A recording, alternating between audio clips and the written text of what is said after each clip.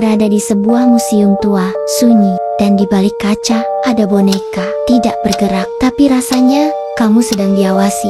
Namanya Annabelle, boneka paling menyeramkan di dunia. Tahun ini, dia tidak tinggal diam di balik kaca. Dia keliling dunia. Tapi, siapa sebenarnya yang mengajak Annabelle bepergian? Dan, apa yang ikut bersamanya di koper itu? Annabelle bukan sekadar boneka film. Aslinya, jauh lebih sederhana dan jauh lebih menyeramkan. Tahun 1970-an, seorang perawat menerima boneka Ragidian dari ibunya. Tapi, sejak itu, kejadian aneh mulai terjadi. Boneka berpindah sendiri, pesan-pesan misterius muncul di kertas. Hingga akhirnya, paranormal legendaris Ed dan Lorraine Warren turun tangan. Ed Warren bilang, ini bukan boneka berhantu, tapi boneka yang dirasuki. Tapi, oleh siapa? Hollywood menggambarkan Annabelle sebagai boneka porselen yang rusak. Tapi aslinya, dia lucu. Berbaju merah, bertopi, tapi auranya tidak pernah damai. Boneka ini disegel dalam kotak kaca di Warren S. Occult Museum, diberkati oleh pendeta Katolik secara rutin. Karena kata Warren, jika kaca itu pecah, dia bisa berjalan bebas. Dan tahukah kamu, saat ini, kaca itu terbuka karena Annabelle sedang jalan-jalan.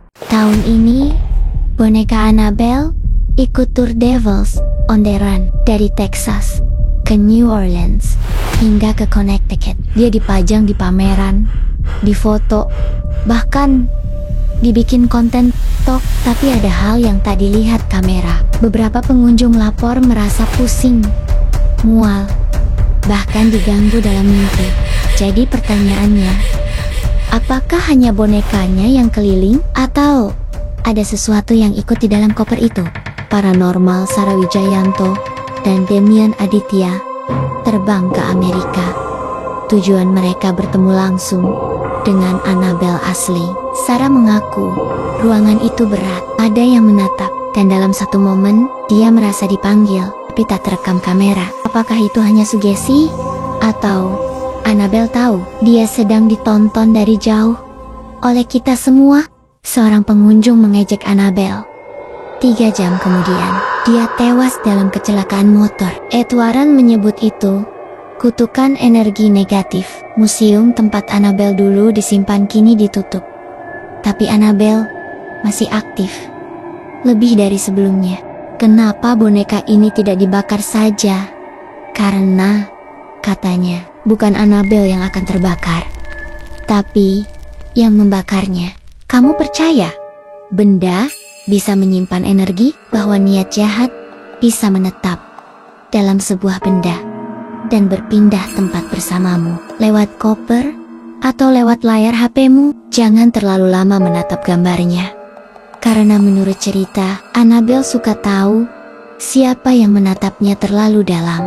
Annabelle bukan lagi sekadar boneka, dia adalah simbol, dan sekarang dia berada di luar. Jadi, kalau kamu melihat koper tua tak dikenal di bandara, hati-hati. Mungkin isinya bukan baju, tapi tatapan yang tak pernah berhenti. Karena menurut legenda, yang menatap terlalu lama kadang didatangi dalam mimpi, kadang tidak pernah bangun lagi. Ini adalah cerita di sudut podcast, tempat kisah lama tak pernah benar-benar mati, dan mata boneka tak pernah benar-benar terpejam. Sampai jumpa lagi di episode cerita di sudut podcast selanjutnya.